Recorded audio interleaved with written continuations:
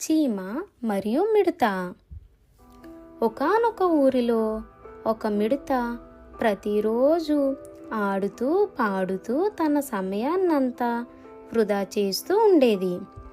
అదే సమయంలో చీమలు రోజంతా కష్టపడి శీతాకాలం కోసం ఆహారాన్ని నిల్వ చేసుకుంటూ ఉండేవి. అప్పుడు మిడత అటుగా వెళుతున్న చీమలను చూసి, ఎందుకు అంత కష్టపడుతున్నారు?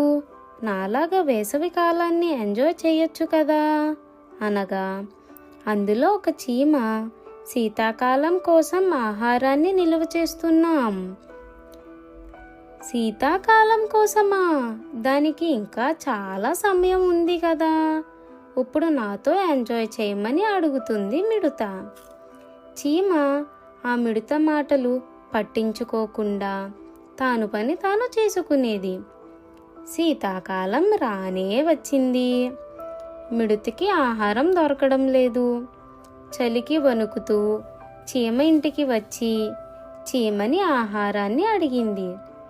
వేసవికాలం అంతా ఆడుతూ పాడుతూ గడిపేశావు కదా, ఇప్పుడు అలానే ఆడుతూ పాడుతూ గడిపేమని చెప్పి పంపేసింది.